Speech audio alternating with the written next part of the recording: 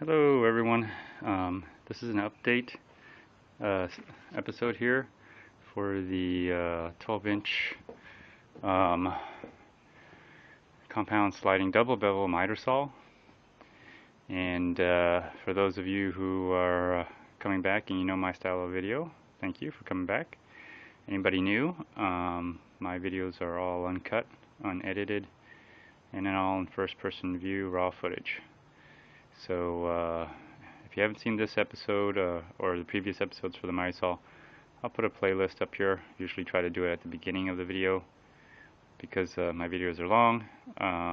You can just go to the end of the series, which I don't know if this will be the last. I continually do updates. If y'all get bored, all the people who know my style, they know what to do. They'll just skip through or go to the end of this video.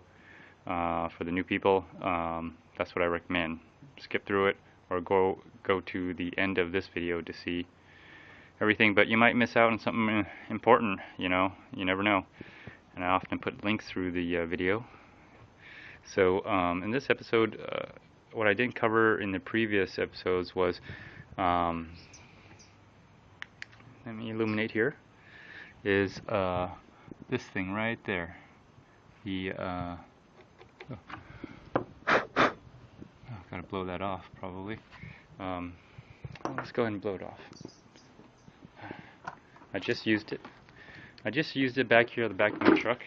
Oops, keep doing that and I spill the water all the time. And the plywood was just a base to hold it steady.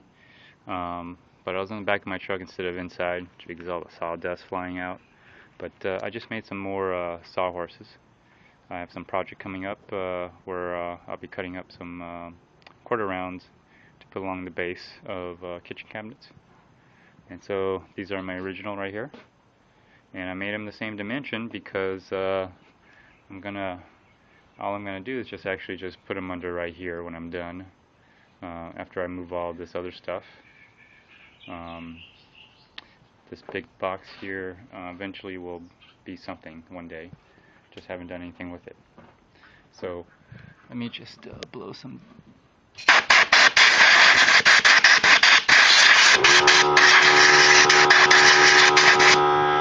off there. Okay, so I know it's a little dark here, but that's kind of how I want it because that way you can see the laser a little bit better. But let me get another important tool here. If you haven't seen my episode serial on my little toolbox here, toolbox and the 52 pocket bucket organizer and the 21 pocket tool belt, which I've been heavily using. Put a link on those two. But you know what these are? These are the freebie screwdrivers I get all the time. So this is brand new. Look at that, brand new. Because I put the ones I had in here into my bucket or tool belt, one or the other. But let's see here.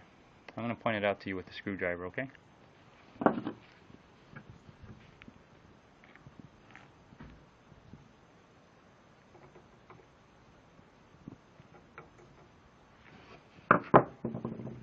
So that's it right there. That's the laser. So obviously, if you used it by now, you know where it is. It's a little dusty out there. But if you look here, you'll see that there's some screws here. I don't know what all the screws do. Let me see if I could just leave the flashlight there and have it illuminate on its own. There we go. So this screw right here, let me get into a different angle. This screw right here, I have no idea what it does. I've screwed it in and I've screwed it out. If anything, you pushing on this, let me see if I can get it to focus a little bit better. Yeah, there you go. From you pushing on this, from screwing it, pushes the laser left to right. So I've screwed it in, screwed it out. I don't know what it does. Doesn't really do much. The way I adjust the laser is by these two screws right here. And unfortunately for everyone who has one of these, it's all going to be different for you because it's never going to be the same. I could tell you that right now. So what I've already done is I've already loosened the screws here and moved this to the left more because it was way to the right. And then once you do that, once you get it adjusted, and I'll show you how to adjust it. So let me do that. So what you do is you get a long board like this, and you see I've already made a little kerf cut, and that's what you kind of want to do, make a kerf cut. And once you do that, let me see if I okay, I might have to put you in the holster, and I'll take you right back out because I need both hands here, so excuse me, but I'm sure you'll be able to see. Okay, so all I'm doing now is I'm just trying to see if I can get it there. So I'm just getting it, so there you go, you see it. I'm getting it to basically just match up so it fits in there, in the kerf that I've made. And so once I do that, go ahead and, you know,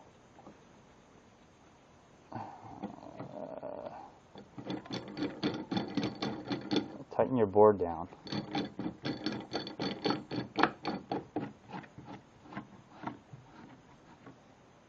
Okay, so you're all seeing this good. So tighten your board down so it's already moved on me, damn it.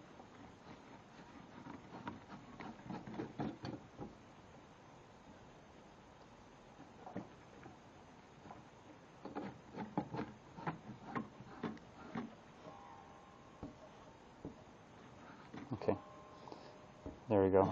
So make sure when you slide it, it still fits in the groove. Okay, so you got, you know, just make a kerf cut. I made several just to make sure. So let me take you out. So you got your kerf cuts, all right? And go ahead and make a kerf cut, and then put or if you're gonna make one, you'll make one, but don't move it. I've already made one, so that's why I'm trying to line it up again. And let's turn on your laser, right? It's gonna get loud, okay? So let me go ahead and just move this over so you get some shadow. You can see it.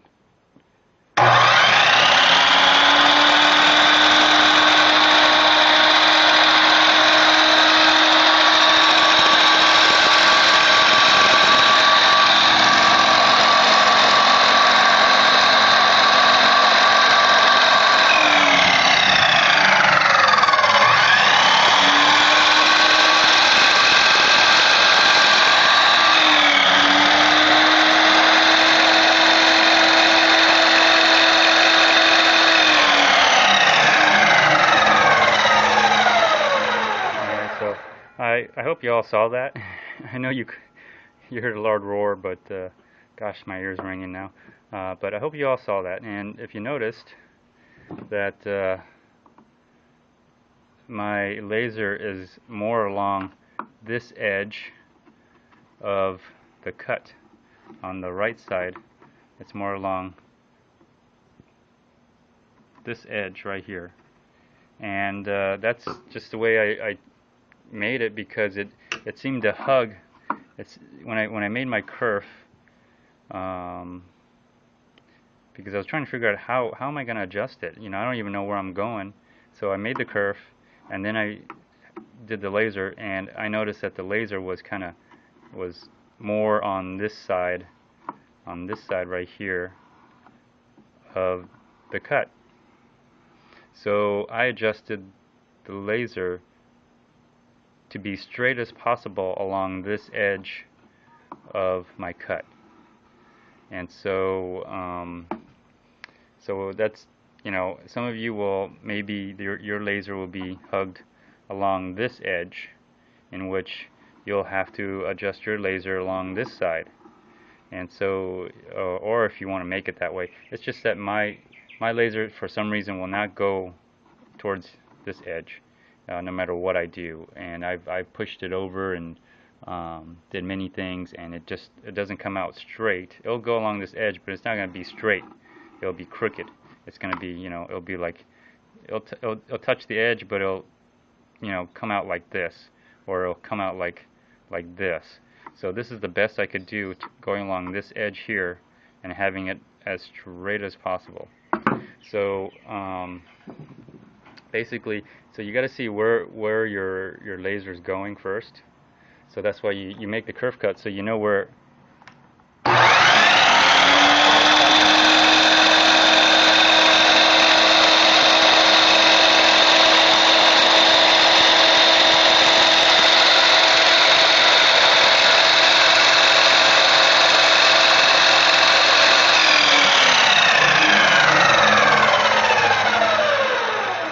So, I kept playing with it, and the way you once you figure out which side it tends to go to, the way you adjust it, because it will move on you like this and won't be quite straight.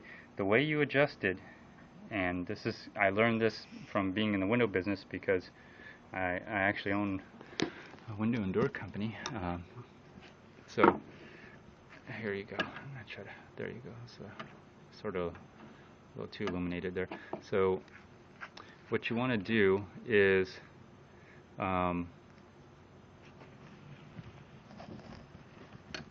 play around, and you have to play around with it. You have to tighten and loosen either each screws or one or the other. You have to play around with it, and that will move the laser the way it views, because as you tighten the screws, let's say the laser is pointing like this, right? Pointing like this, and let's say it's got a nice straight, it's got like a little line like this. Well, if you tighten the left side of the screw and loosen the right side, it will turn the laser this way, and vice versa. If you tighten this side and loosen this side of the screw, it'll turn the laser like this. And that's the best thing I've been able to do with it, really. And make sure your blade guard is down, because you got to do it while the laser's on. I haven't been able to figure out how to turn the laser on without turning the blade, but make sure the blade guard is down when you do this, because your hands are going to be right here. And if you have a longer screwdriver, that'd be even better, but make sure you don't get too close and you're doing something, you're doing this, and then you're pulling back and you're watching. But you got to keep this locked down, and you got to watch the lasers while you're doing it. I know it seems kind of tricky and kind of scary, but after a while you'll get the hang of it. And like I said, once you figure out what side it's going towards, you may have to loosen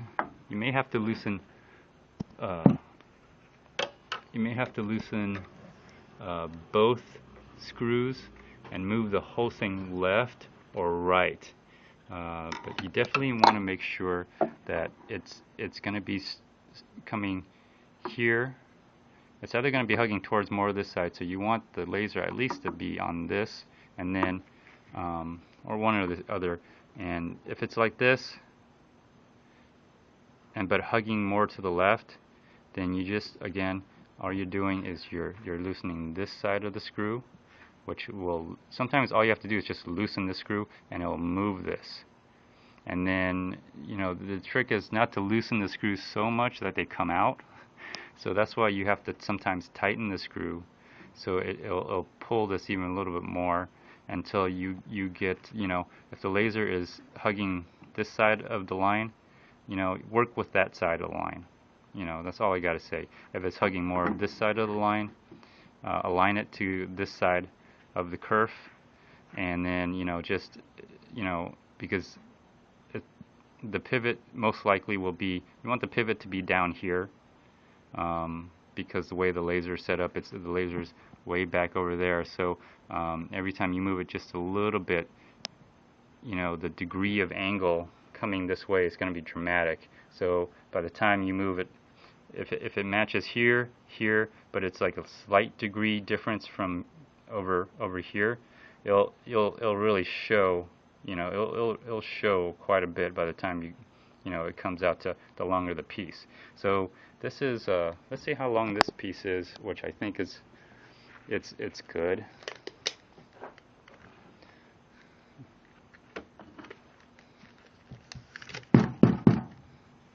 Let's see here.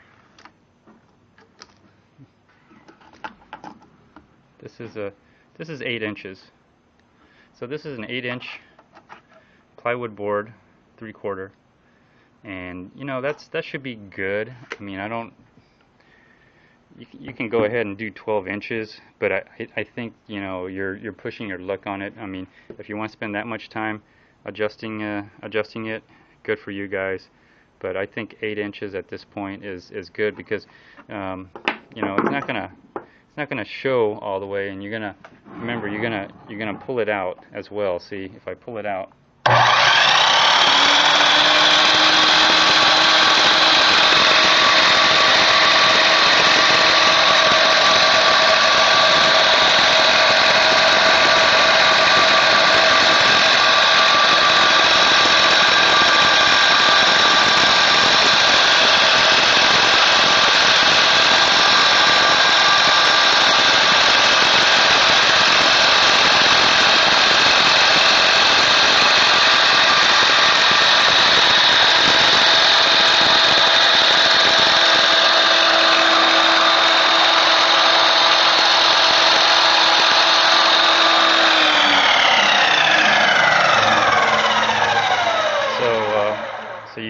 So I got it at the edge of this, and then the blade is cutting right underneath or right to the left of that laser, and so that's how I have mine set up. You guys can have yours set up to the right side. It's just all depends on sometimes the luck of the draw, really, how the laser just wants to act, because I have to admit, how it's screwed in, the way it's screwed in, all that make a difference on how it points. So I hope that helped you out. I'll try to give you maybe I'll do another update example if this ever gets out of adjustment and I have to readjust it for whatever reason. I'll try to do an update on that. But that's kind of basically how you would adjust it for the most part. And I hope that explains. I hope that was explained something to you. I hope you got it. But that's all I got here. I think that was, and if you're gonna buy a machine and it says laser guide, I think you should know how to at least try to adjust it so you can use it. It's kind of nice to have, because what I do is I'll make my scroll mark, and of course I'll always check it. I always check it with the blade, make sure it goes along that to the line. And it's just nice because when you do cut it, you're gonna pull the trigger, you're gonna pull on the safety lock and then pull the trigger, and the laser is kind of like a third check saying everything's a-okay to go, because you'll just pretend this is a scroll mark I made on the right side or something, and then of course, excuse me, of course I check it, right? You check it with your blade. You should always check it with your blade, and then right before you're gonna cut it,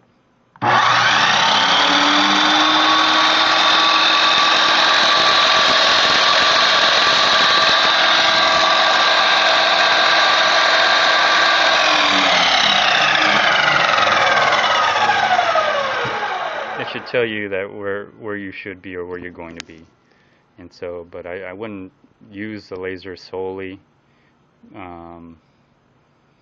but it's kind of nice to have. It's like a third check that before you cut it, you'll know whether you're off a little bit or off a lot, or right on.